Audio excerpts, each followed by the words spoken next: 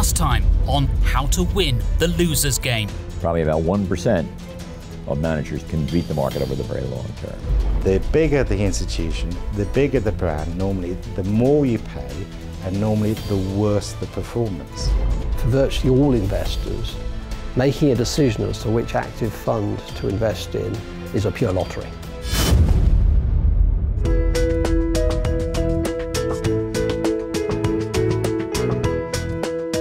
Investing is often referred to as a game that people play, and the way most of us invest, that's an apt description. As with many games, there's a very large element of luck as well as skill involved, and it's almost impossible to distinguish between the two.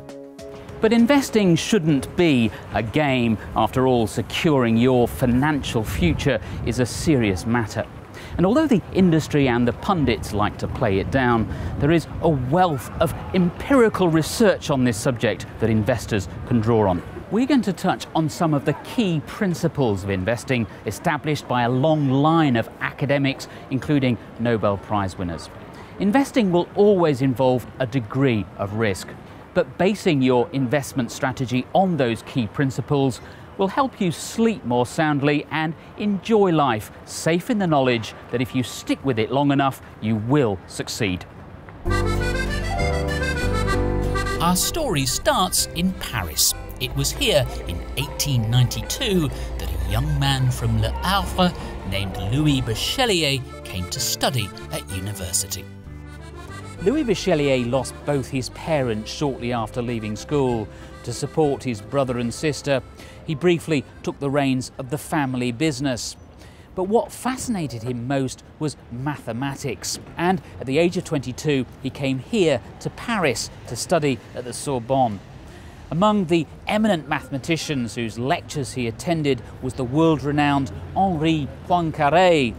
It was also in Paris that Bachelier developed an interest in the workings of the financial markets. After graduating, Bachelier stayed at the Sorbonne to study for a PhD. His specific focus was how stock prices moved. Detailed study of the data led him to conclude that all the available information is already included in the price of a stock. Prices react to new information, which is by nature random, and therefore price movements are also random, or as he rather colourfully put it, no more predictable than the steps of a drunkard. In conclusion, he said, the expectation of the speculator is zero.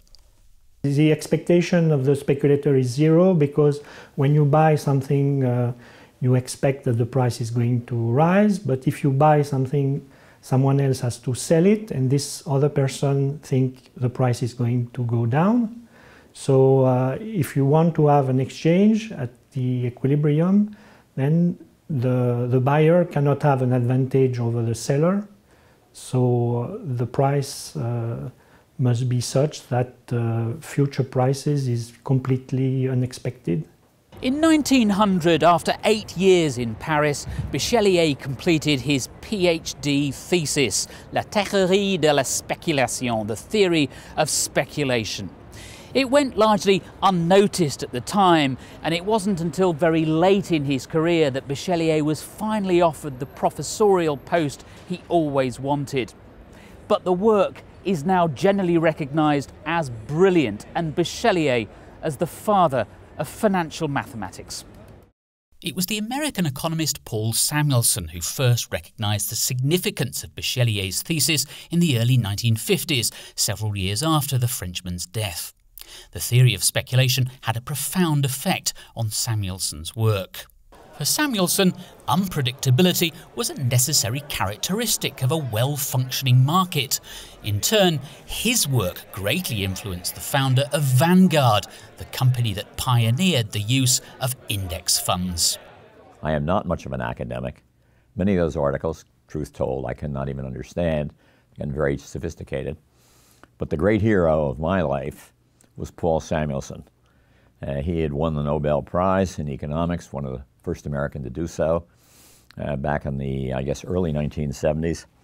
And providentially, the first issue of Journal of Portfolio Management came out in the spring of 1974. And there was an article by Paul Samuelson called Challenge to Judgment. And he basically said, show me the brute evidence that managers can outperform.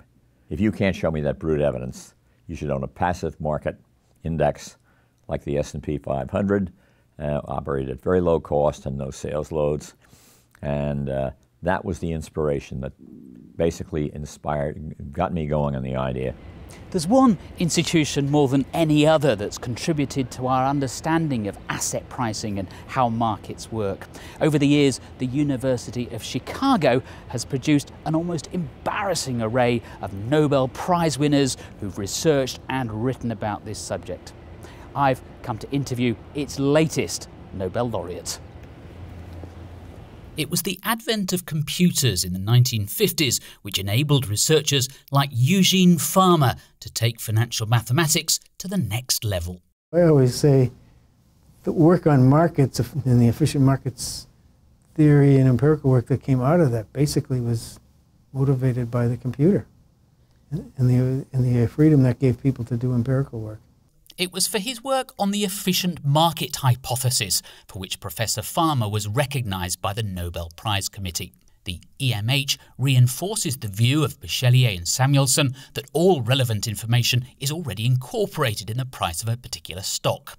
If you take the EMH to its logical conclusion, it's impossible, or at least very difficult, either to purchase undervalued shares or sell stocks for inflated prices. It's also impossible, or all but impossible, to outperform the market, either through expert stock selection or through market timing.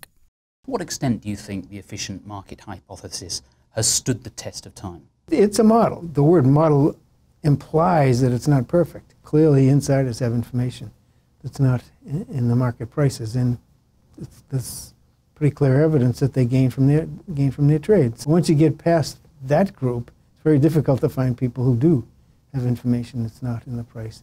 So that the proposition that markets are efficient has stood up very well. What do you say to those who argue that what happened between 2000 and 2003, and again between 2007 and 2009 when markets fell about 50% or even more, those who say that that disproves the efficient market hypothesis? I put this in my Nobel lecture. I put a little plot and I put in recessions on the plot. And what you see is that there are big price declines anticipating recessions pretty consistently. The bigger the recession, the bigger the price decline. So in 2007-08, we had a huge recession, and there was a 50+% drop in the prices of stocks. That happens consistently. Expect it to happen. Bad times, prices are going to go down. As Eugene Fama says, the EMH is a hypothesis. It's not meant to be perfect. And even though assets are fairly valued today, they could still fall or rise sharply in price tomorrow once new information is known. However, it is generally accepted now by academics who've researched this subject in detail that markets are fundamentally efficient. Yes, there are those who disagree with Professor Fama's interpretation of the facts, but the evidence itself is indisputable. The core of Gene's research is really facts. When you think about Gene Fama and efficient markets, don't think about Einstein and some big theory that nobody can understand. Gene's theoretical framework is quite easy to understand. Competition means that prices reflect information. What Gene did is like what Darwin did. Darwin had a simple theory, evolution by natural selection. We can all understand that. But he went out and put all the finch beaks together and wrote the big book and saw how every different kind of animal fed into that. Well, that's what Gene did. It's often said by supposed experts that the theories of Bachelier, Samuelson and Fama are outdated, that they don't do justice to the complexity of today's markets. True, their findings have been known for a long time, but they still haven't been disproved, and if anything, they're more relevant now than they've ever been. Again, it's all to do with competition, with the principle of equilibrium on which Bachelier based his theory of speculation. Simply put, there are two sides to every trade. For everyone buying a particular stock, thinking they're getting a good deal, there's a seller equally convinced that they are. Now think of the size of the global equity markets today, with millions of investors trading typically around $60 trillion every year. Think of the increasingly high frequency of trading.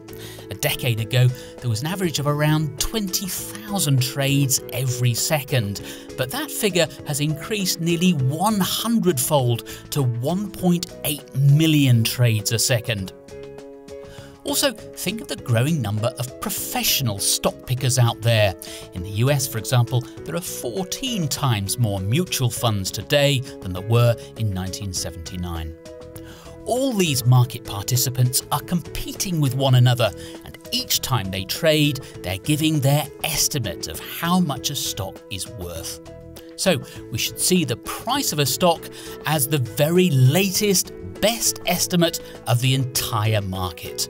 That's how efficient markets have become. Next time on How to Win the Loser's Game.